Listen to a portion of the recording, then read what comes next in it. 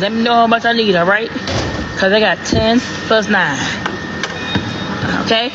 How much 10 plus 9? 10 plus 9, 19. Okay. And I'm on live, I'm begging now. I got 19, so 32, 88. So let's say 35, right?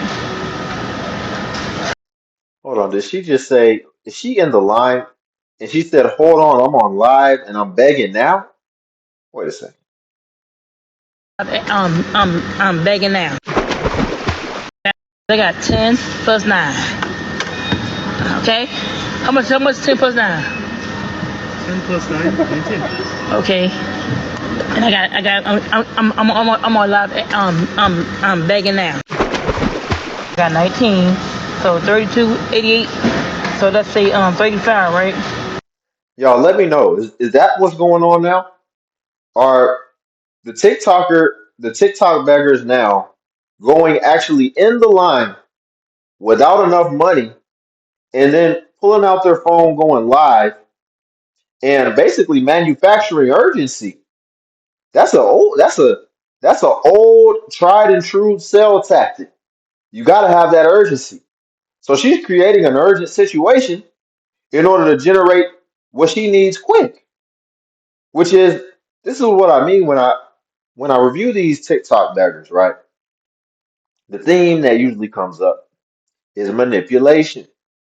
Manipulation, not being direct, and let's even be honest, a lot of these stories be fake, but which also contributes to the manipulation.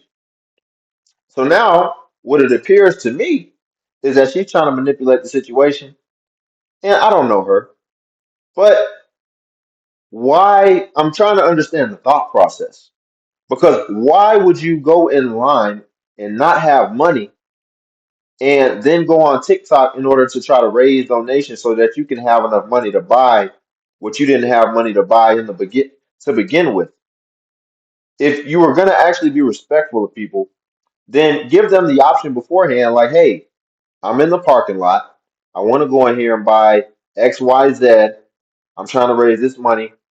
If we could raise this in about 20 minutes so I can go in here and get what I need to get, give people the option. But don't put people in a situation that you didn't have to put them in because now it seems like manipulation. Now it seems like you're not being fully forthcoming and you're trying to apply pressure on people. Take away 19 is 16.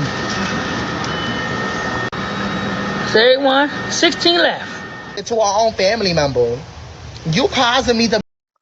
So yeah, she's actively doing a fundraiser at the store. She's literally doing a fundraiser while she's there. They are coming up with some very creative and crafty ways to beg. You know, it's I wouldn't be surprised if it's somebody out there who's got a course, who's a TikTok begging guru. I wouldn't be surprised if we found that out. That there's a freaking Ty Lopez of TikTok begging. So it's just to me it's not right. And we put in all this hard work and going a roundabout way as opposed to just doing what we know we need to do, which is putting a plan together and trying to piece together our lives.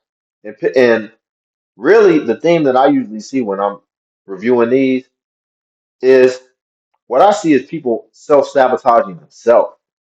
They're making their own situation harder and harder. And guess what?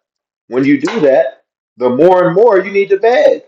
So they're creating an internal cycle because it seems like, I mean, I review people that got 9 kids. I review all type of one chick. She spent $60,000 on Toro as opposed to just buying a car. And it's like, why don't you actually just not sabotage yourself? They're just digging deeper and deeper and creating permanent situations that will have to be sustained permanently, that ultimately somebody's going to have to pick up the pieces, because we feel bad when we see you put these helpless people, oftentimes children, infants, you're putting people who didn't have a say in this, you're putting them through struggle, you're putting them through trauma, and that's what's going to tug on the heartstrings. But we need to address the offender here, which is the person that continues to make these bad decisions and doesn't give it a second thought, but then front loads the responsibility on everybody else, but never takes accountability. Let's see what this dude was about to talk about. be homeless. You caused me not be able to get jobs. You also stopped my bag when I was trying to collab with that one YouTuber with 5 million subscribers to get $10,000 out of it. And boom, you stopped that collaboration. You stopped my bag. You made me become homeless. You stopped me from getting jobs, and you stopped my bag. You word. Go back to your mom. My mama don't support me. She don't love me.